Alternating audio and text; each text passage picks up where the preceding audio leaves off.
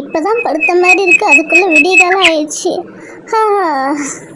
சரி, நிறைய குப்பைலாம் இருக்கு, பெருக்கி தள்ளுவோம். பெருக்கி தள்ளிட்டு ஜாமான் வேற விளக்கணும். இந்த பசங்க ப்ராஜெக்ட் பண்றேன்னு சொல்லிட்டு வீடு ஃபுல்லா குப்பையை கொட்டி வச்சிருக்குதோ, எதுவுமே க்ளீன் பண்ணவே மாட்டேந்தோ. காலம் ஆனால் நிறைய பேப்பரு குப்பை தான் அதிகமாக இருக்குதே. பெருக்கி தள்ளிட்டு ஜாமான் விளக்கணும். ஜாமான் விளக்கிட்டு அப்புறம் வீட்டு வேலைலாம் கொஞ்சம் அதிகமாக இருக்குது. ஆடி மாதம் வேற பிறக்க போகுது, எல்லா இடமும் ஒட்டனை வேற அடிக்கணும். காலைல நம்மளுக்கு வேலை அதிகமாக இருக்கும் போல். காலைல லஞ்சும் டிஃபனும் செஞ்சு வச்சுருவேன் தான். அப்பாடி, ஒரு வழியாக பெருக்கி முடிச்சாச்சு. இப்போ ஜாமானை விளக்கிட்டு அடுத்தது டிஃபன் செய்ய வேண்டியதுதான்.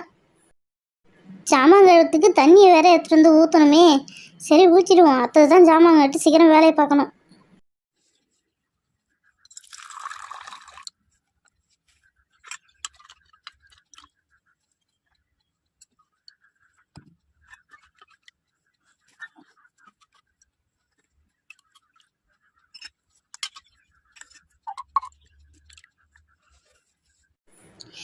அப்பாடி, ஜாமானை விலைக்கு முடிச்சாச்சு. இதுக்கப்புறம் டிஃபன் செய்யணும். பசங்களை வேற எழுப்பணும். என்னது இது, ரோஜா வர்ற மாதிரி இருக்கு. ரோஜா, என்ன காலையில இந்த பக்கம்? ஆண்டி, நான் சும்மா தான் வந்தேன் ஆண்டி. கையிலும் கண்மணி என்ன பண்றாங்க, எழுந்துட்டாங்களா? மிஸ் நேத்து ஒரு ப்ராஜெக்ட் கொடுத்தாங்க, செஞ்சாங்களா? என்னமோ நேற்று பேப்பர்லாம் கட் பண்ணி போட்டு விளையாடிட்டு இருந்தாலோ, அதுக்கப்புறம் டிவி பார்த்து தூங்கிட்டாலோ. என்ன ப்ராஜெக்ட் தான் கொடுத்தாங்க மிஸ் உங்களுக்கு? ஆண்டி, எங்களுக்கு மணி பேங்க் ரியலாக செஞ்சு எடுத்துகிட்டு சொல்லி ப்ராஜெக்ட் கொடுத்தாங்க. ஆனால் எனக்கு இந்த ரியலாக செய்யறதுக்கு வரவே இல்லை. ஆனால் நான் போய் கடையில் போய் வாங்கிட்டு வந்து வச்சுட்டேன் ஆண்டி.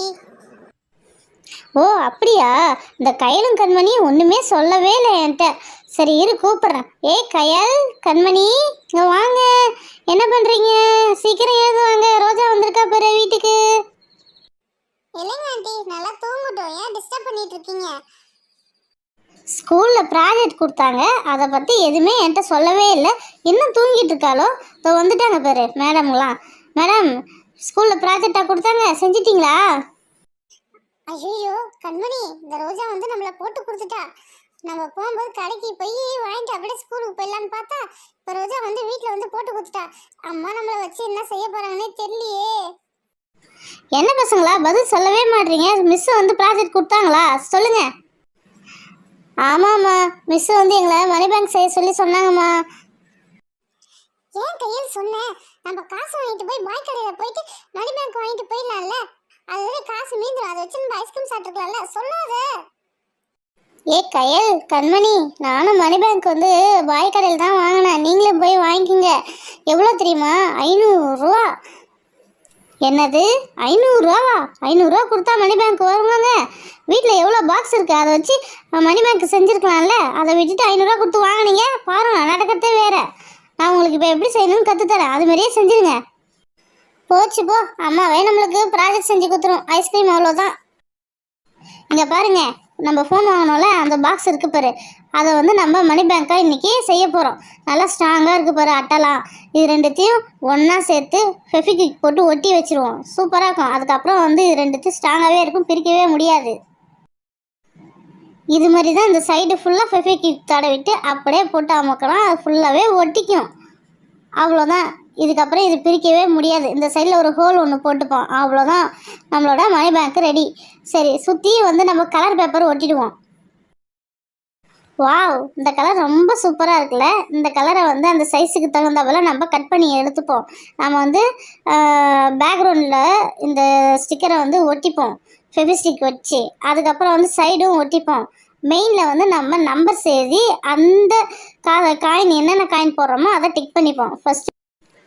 ஓகே, இந்த பேப்பரை ஒட்டிப்போம். சூப்பராக இருக்குல்ல கலரு?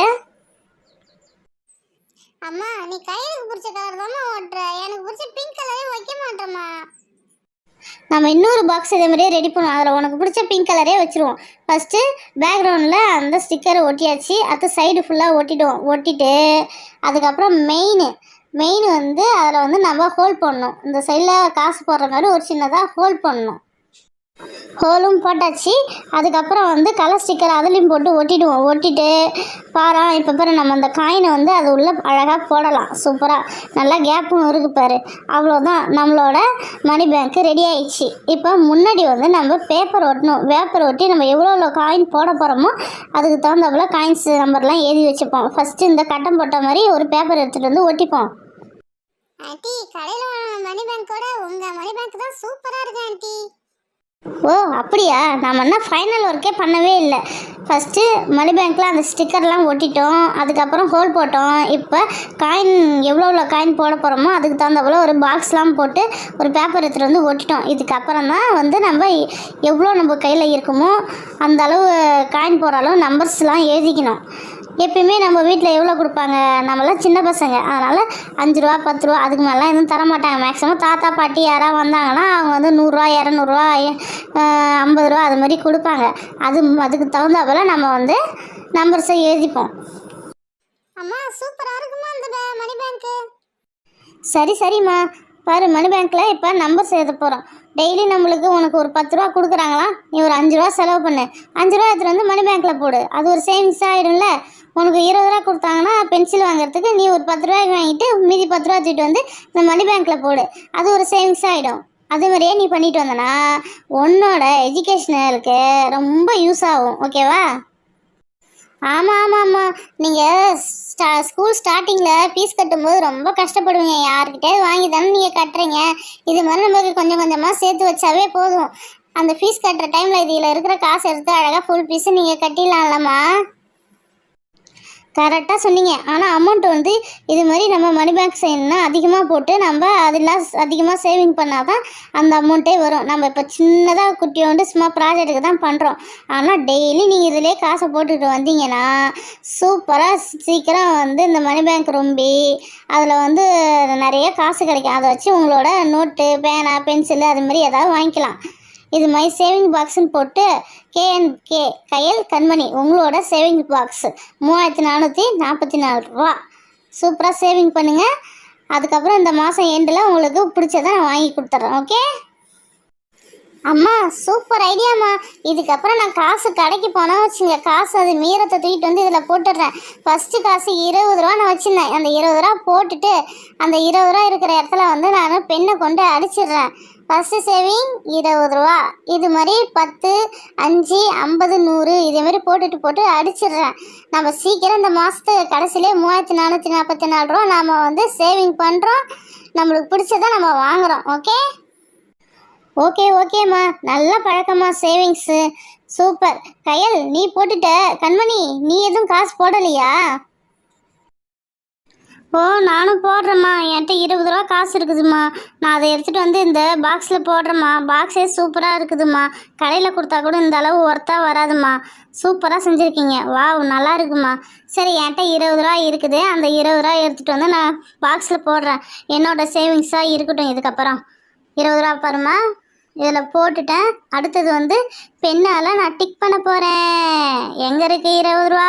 தோ இருக்குது. 20 ரூபா டிக் பண்ணிட்டேன். என்னோட சேவிங்ஸு 20 ரூபா.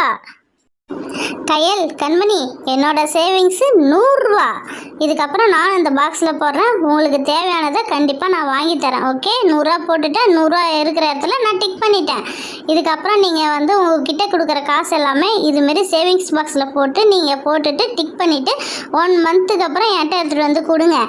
சரிங்கம்மா. இதுக்கப்புறம் நாங்கள் வந்து அனாவசியமாக எந்த செலவும் நாங்கள் பண்ண மாட்டோம். நீங்கள் கொடுக்குற காசுல கண்டிப்பாக நாங்கள் சேவிங்ஸ் பண்ணி உங்களுக்கு ஒரு அமௌண்ட்டு எடுத்து தரோம்.